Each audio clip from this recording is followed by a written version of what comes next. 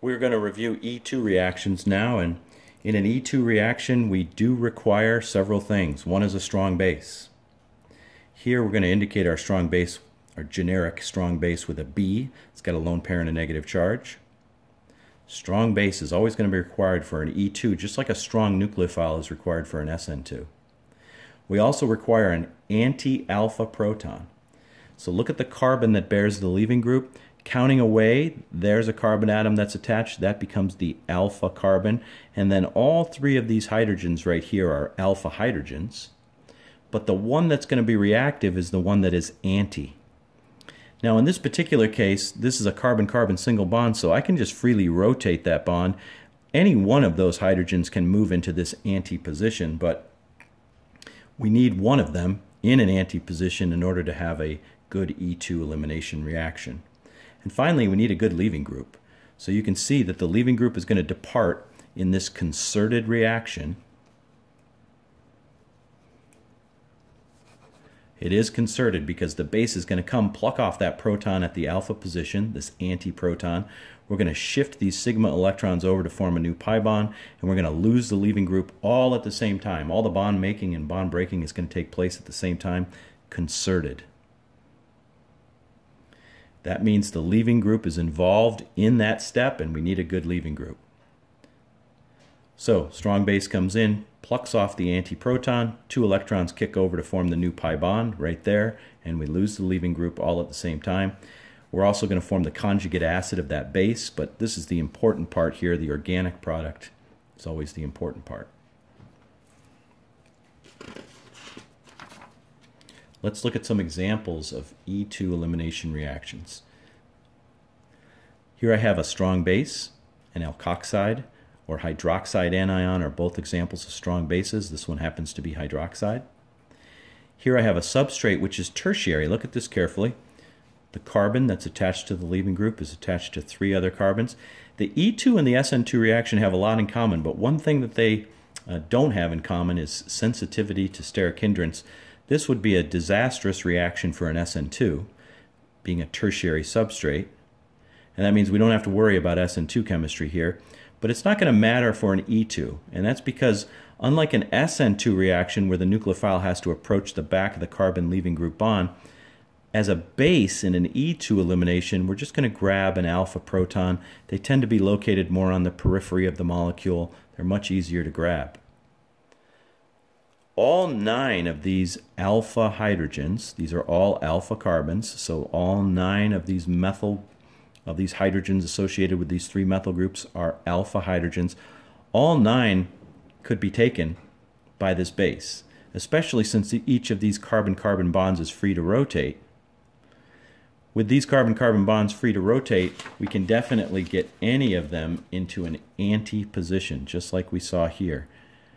What does it mean to be anti? Anti means that if we drew a Newman projection, if we put our eyeball right here and we looked down this carbon-carbon bond axis, the hydrogen at the alpha carbon and the leaving group at the next carbon over would have a dihedral angle of 180 degrees.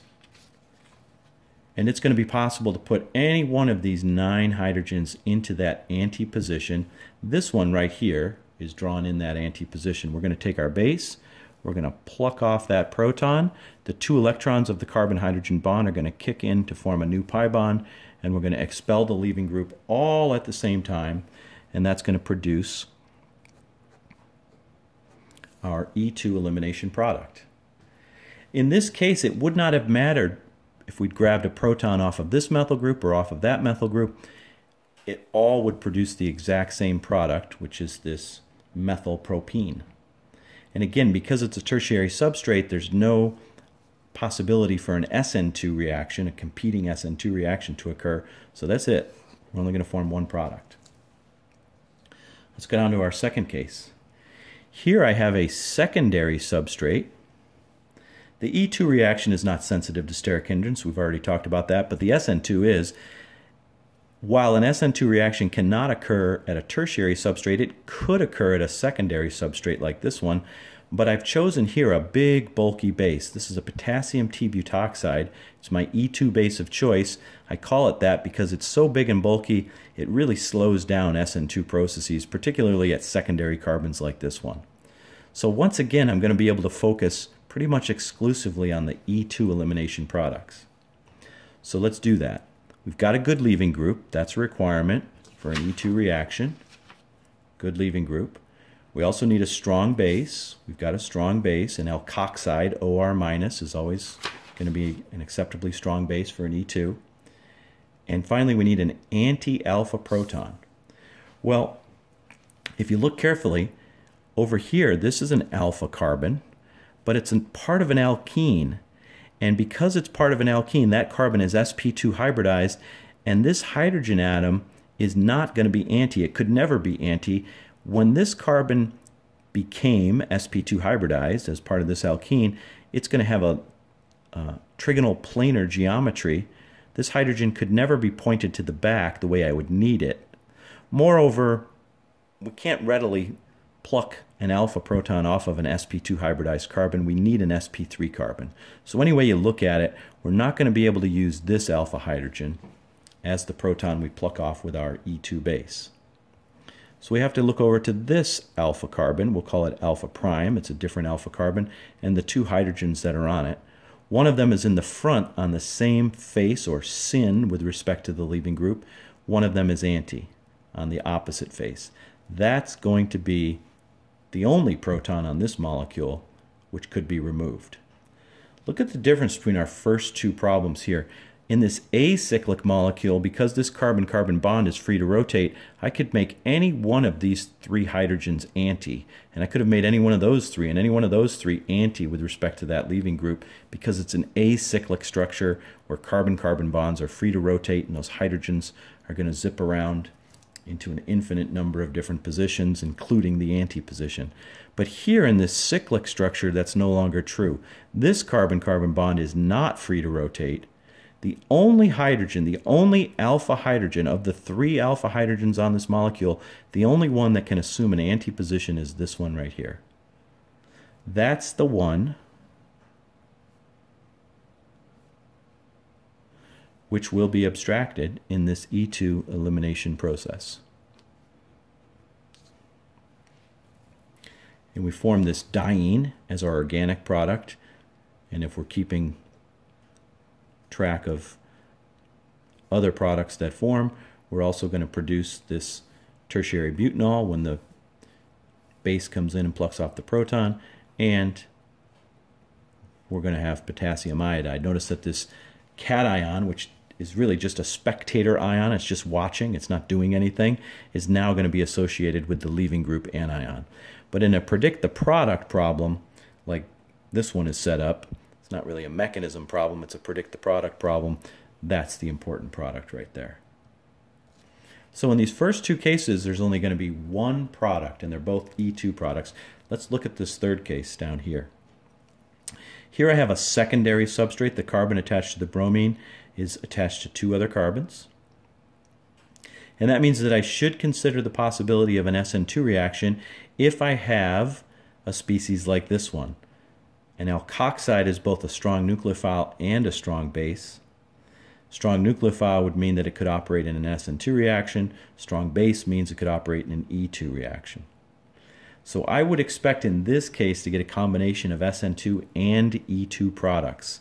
Let's look at the SN2 first. The alkoxide would come from the back because my leaving group is in the front. The alkoxide would come from the back. I'd have Walden inversion of this hydrogen toward the front, and my SN2 product would look like this. I now have my OCH3 attached in the back. My hydrogen has Walden inverted to the front. Nothing has happened here. You see, there's stereochemistry at these two carbons, but there's been no chemistry. Nothing happening at these carbon atoms. These are not reaction centers, so there's nothing that's going to change there. So this would be my SN2 product. It would be a stereospecific product.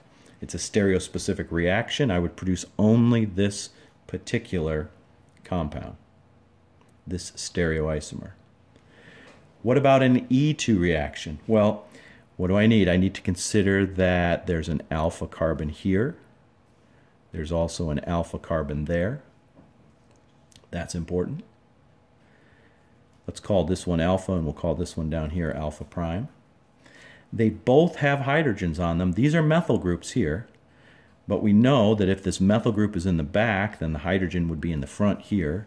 And if this methyl group is in the front, then the hydrogen would be in the back there. Are either of those acceptable? Well, they need to be anti with respect to my leaving group. This one is syn with respect to the leaving group, so that's not going to work. But this one is anti right here. That one will work. So I could get an E2 elimination. That would look like this. My base picks up the antiproton. The 2 electrons of this carbon-hydrogen sigma bond kick in to form a new pi bond. And at the same time, in this concerted process, I eliminate the leaving group. So I'd have a new pi bond right there. This methyl group, which was forward because this was a tetrahedral carbon, is now going to be in the plane of the paper. It's now trigonal planar. That carbon's sp2 at this point. The bromide anion is long gone. We're going to put that in as a byproduct here. And it would be associated with this spectator cation. This hydrogen, which I don't have to draw, but since I drew it here, I'll go ahead and draw it here, would also be on a trigonal planar carbon, so the new bond would be in the plane. But what about here? This methyl group started out on a tetrahedral carbon, and there's been no chemistry there. And so it will continue to be on a tetrahedral carbon, and it will continue to maintain the same stereochemistry that it had. The other byproduct is methanol, but this is the important product right here. Example, E2 elimination reactions. All right, now let's do a couple more to wrap it up. Let's predict the products of the following reactions. Here I have a electrophilic substrate in which the leaving group is a bromine, and I want you to look carefully. This carbon attached to the leaving group is tertiary. And for this reason, I can eliminate SN2 from consideration even though I have a good nucleophile. It's also a good base. We cannot eliminate the E2 elimination, but we can eliminate the SN2 because of the tertiary substrate. So, since it's an E2, I need to think about all the alpha carbons that may be present. Here's an alpha carbon. Here's a different one. We'll call it alpha prime. And here's another one. We'll call it alpha double prime. But notice that 2 of them, the alpha and the alpha prime, are both methyl groups. And so, in this particular case, because of symmetry in the structure, if I were to remove an alpha proton off of the alpha carbon or a proton off of the alpha prime carbon, I would in fact wind up with identical structures, which would look like that. It wouldn't really matter if this pi bond was down here or if it's as shown. In both of these cases, this is going to be a 2-methyl-1-butene. So go ahead and practice it, but you'll see that if you remove a proton from either alpha or alpha prime, you wind up with the same compound, and it's that one right there, 2-methyl-1-butene. But what about alpha double prime? That's going to give rise to a different E2 elimination product, which would look like this. In this case, there's no E or Z isomerism. You don't have to worry about that because these 2 groups are identical off of this alkene carbon. And there are 2 hydrogens which are identical off of that alkene carbon. So we form 2 alkene products, and that's it. E2 only. Let's go down here. Now I have a secondary substrate which is acceptable for an SN2, and I have a good nucleophile, so one of my products is going to be an SN2, which would look like that. This is an ethoxide. We started out with a sodium ethoxide, and in the second reaction we're using a potassium ethoxide. These counter cations or spectator ions, spectator cations, really don't do much of anything in these reactions except watch, which is why we call them spectator cations.